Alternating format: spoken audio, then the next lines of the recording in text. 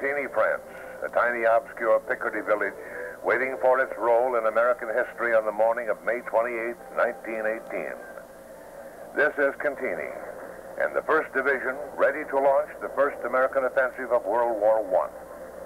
For 1 month, the division had been in the trenches before Cantigny, a dangerous German salient in the French line 60 miles north of Paris, twice captured and twice lost by French troops.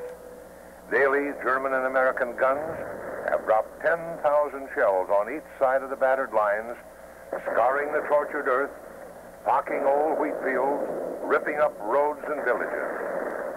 Now soldiers of the 28th Infantry Regiment, chosen to spearhead the attack, crouch in their jump-off trenches.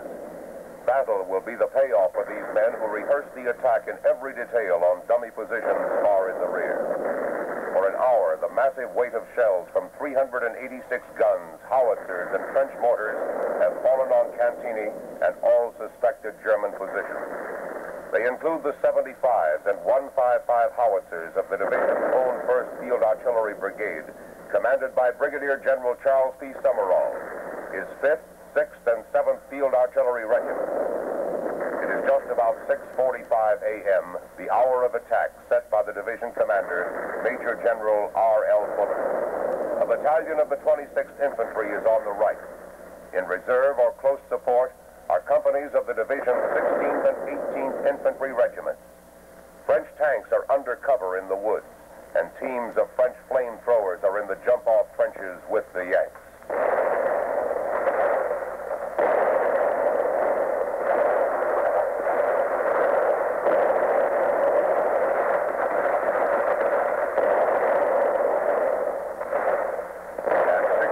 Division's 132 French 75mm guns start the rapid fire of a rolling barrage, falling just beyond the jump-off trenches.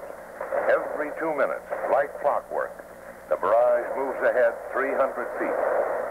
Officers look at their watches, 6:45 a.m. Arms swing aloft in command, and the 1st Division goes over the top for the first time.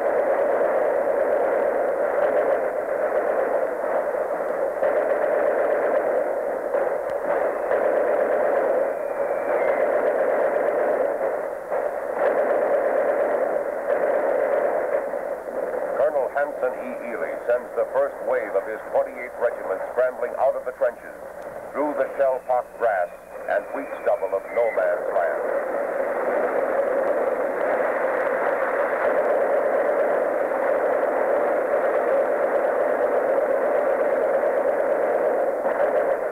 French tanks roll out and across the narrow trenches, flanked by teams of trained infantry, as the even lines advance on Cantigny, 50 yards behind the rolling barrage. Within 10 minutes, the 2nd assault wave has closed on the 1st.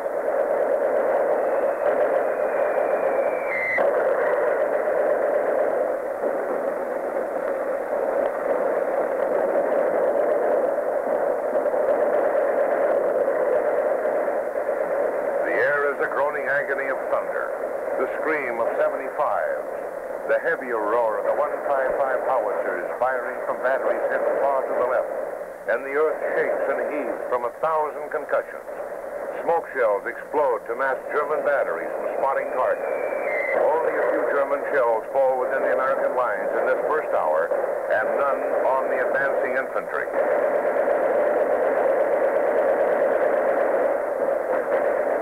All weapons of the division's 3 machine gun battalions are firing an overhead barrage or shooting up selected targets.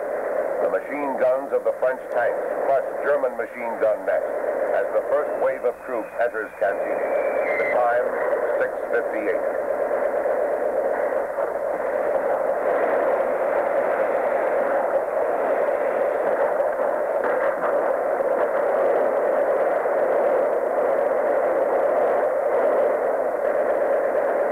Flamethrowers squirt their lethal sheet of fire into cellars and dugouts.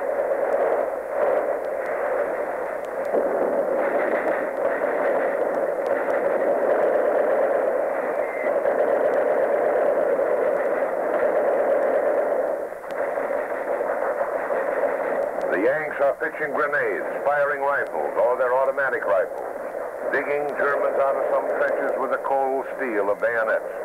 Dazed and bleeding and shaken, German prisoners emerged from the dugouts to surrender, nearly 300 of them. Cantigny, before the attack, a half-ruined village, now is a shambles. Every building crushed, a mass of rubble and dead Germans as the Black Lions of the 28th push on through to their objective.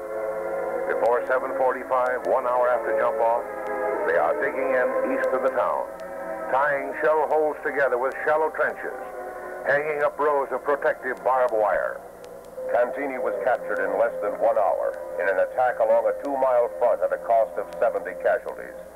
In its first acid test, the 1st Division had removed any question mark about American valor, had given the whole Allied front a tremendous morale boost. Now came the tougher question.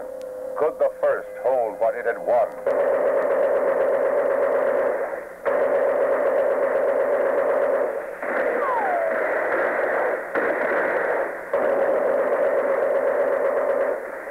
German machine guns came to life in the woods to the right about 8:15. German artillery opened up, pounding the new lines at Cantigny. And at 9 a.m. came the expected German counterattack from the northeast. Artillery and machine guns stopped it.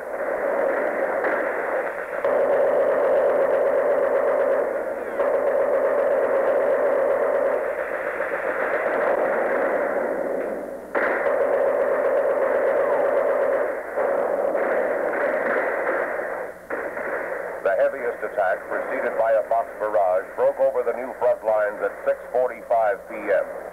The German first wave penetrated the line briefly, then was thrown back by division rifles and machine guns. Artillery stopped the second wave cold.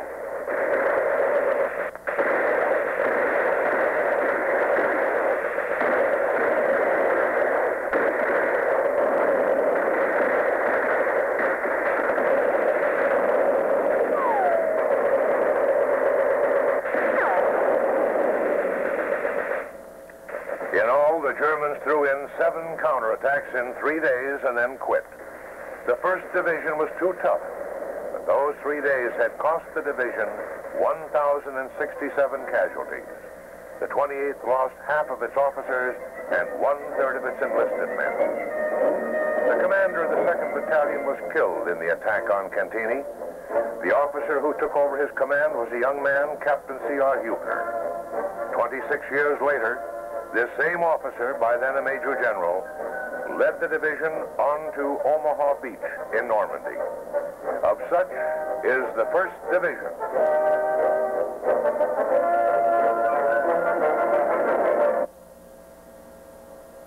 To a VCR.